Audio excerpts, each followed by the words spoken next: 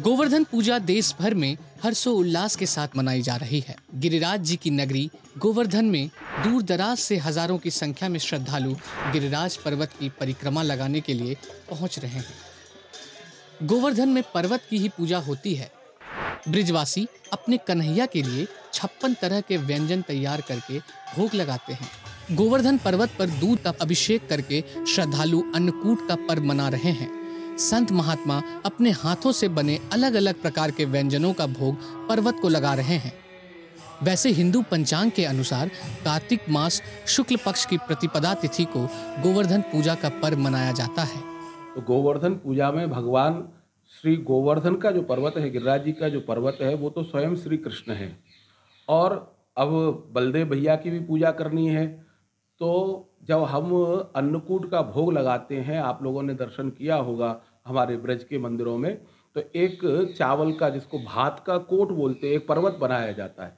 तो जो भात का श्वेत पर्वत है वो श्री दाऊजी महाराज है, क्योंकि दाऊजी गौर हैं, गोरे हैं, तो वो श्वेत पर्वत श्री दाऊजी की भावना से है। और गिरिराज पर्वत जो है वो श्याम है, वो स्वयं श्री कृष्ण की भावना से। तो इसीलिए हमारे यहाँ कहते हैं एक रूप से पूजत है, एक रूप से रहे पुजाए। तो एक रूप से तो गिरिराज जी के स्वरूप में भगवान श्री कृष्ण पूज रहे हैं, और श्री कृष्ण ही समस्त ब्रजवासियों के सहित उस श्री गिरिराज पर्वत की पूजा करा रहे हैं कि ब्रजवासियों, मैं तुम्हारे ब्रज से कभी जाऊंगा नहीं। हर साल दिवाली के अगले दिन गोवर्धन पूजा का पर्व मनाया जाता है, लेकिन इस साल सूर्य ग्रहण लगने की वजह से गोवर्धन पूजा दिवाली के 2 दिन बाद मनाई जा रही है। इस दिन भगवान श्री कृष्ण और गोवर्धन पर्वत की पूजा की जाती है। गाय के गोबर से गोवर्धन पर्वत की आकृति बनाकर उसके पास भगवान श्री कृष्ण की प्रतिमा रखी जाती है।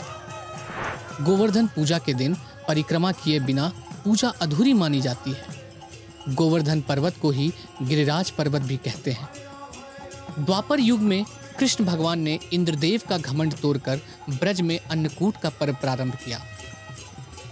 56 भोग से भी ज्यादा इतनी मिठाई आ चुकी है, इतनी उनका भोजन आ चुका है, इतना भोग आ चुका है, सभी वो अभी ग्रहण कर रहे हैं। और वे विदेश देश से सभी भक्त आए हैं और वो सजा रहे अपने ठाकुर जी को, क्योंकि ठाकुर जी कहाँ है, वो यहाँ पे भी है, लेकिन हमारे दिल में वो बताते हैं कि आज हमें ये भोजन खिलाइए। तो आज गिरिराज जी जो भी आप भोग देंगे उसे स्वीकार करेंगे। तो सभी बोले गिरिराज महाराज की।